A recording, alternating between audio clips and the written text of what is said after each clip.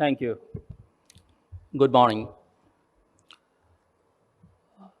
Mr. Prime Minister Mausamara, CGS Chairman Dr. Munjir Ahmed Chaudhry, Mr. President Boris Tadis, ladies and gentlemen, honored guests and dear friends, it gives me great pride and joy to announce the beginning of our second ever edition of the Bay of Bengal Conversation. Hosting this international conference on an annual basis has been a dream of mine for at least a decade. Now, I must say, I'm living the dream. This year's conference comes upon us at a most auspicious time. The focus of this year's conversation, track to diplomacy in the Pacific, is now more important than ever. Currently, a dark shadow of doubt is lingering over every one of us who count ourselves as regional stakeholders. Due to war, pandemic, and global recession, the world is becoming more and more divided.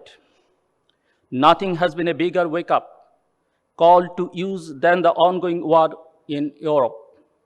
We have come to fear that a long era of peace may soon come to an end. However, even in this chaos, there is hope and there is opportunity.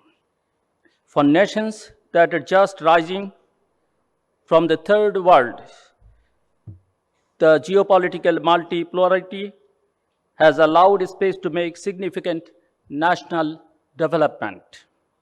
As the prominence of the global south rises in all the largest multinational frameworks, we are beginning to catch a glimpse of a world where nations who traditionally never had a voice in geopolitics gradually develop into veritable bases of soft power. Just a few months back, Bangladesh announced its own Indo-Pacific outlook. Such an outlook is just one of the many initiatives and doctrines that various nations have adopted. There is now a collective understanding that to move forward towards prosperity and peaceful coexistence, we require a fresh new approach to regional diplomacy, a paradigm shift in regional security architecture, and a brand new method of track to diplomacy, all to ensure that we are not too noisy to brand each others as enemies. And that brings us to this conference today.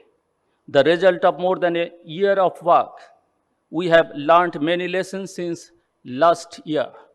We have also received a lot of questions about our intention, especially from our own government. I would like to take this opportunity to restate who we are. We do not support or condone any political party of any nation, Bangladesh or abroad. Our organization, the Center for Governance Studies, is an independent think tank, and we know very well the price of independence. Even as we try to be more inclusive in our programs, many do not accept us due to their affiliations. Worse still, many attribute malice to us when we are just trying to promote Bangladesh as the ideal nation to conduct track to diplomatic activities. Even in the face of all such obstacles, our very young and small team has managed to prevail and bring us all together for the next 3 days. Now, a little bit more about the conference.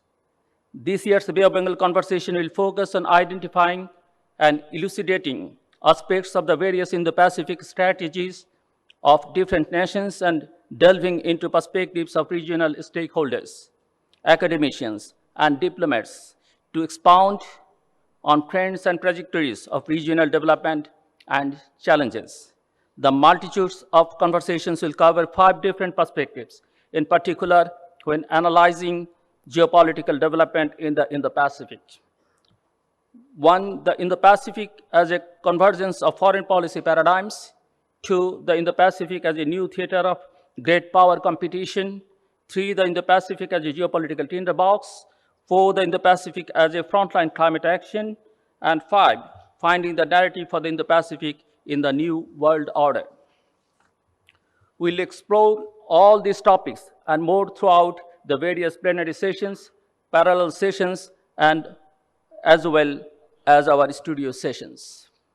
Ladies and gentlemen, I'm eager to get this new chapter of the Bay of Bengal conversation started. Therefore, I won't take any more of your time. I'll just end my remarks by thanking all of you and our partners who have stayed with us through thick and thin. My gratitude goes to USAID, UKAID, UNDP Bangladesh, the Asia Foundation, the Australian High Commission, and the German Embassy in Bangladesh. I'd like to introduce to you our esteemed inaugural speaker this year. Honorable Moussa Mara is the former Prime Minister of Mali. He is also a member of the esteemed Club de Madrid, the world's largest forum of democratic former presidents and prime ministers. Prime Minister Mara is currently a member of Malian Parliament, a teacher in advanced accounting at CESAG, Senegal, and a member of the international think tank Resources.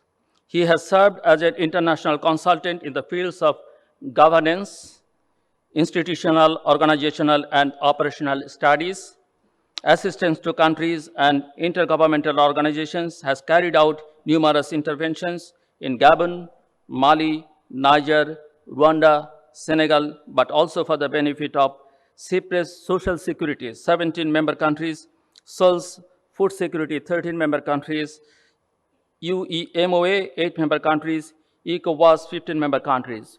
It is my great privilege to ask Mr. Moussa Mara to take the podium and give his much anticipated speech. Mr. Prime Minister.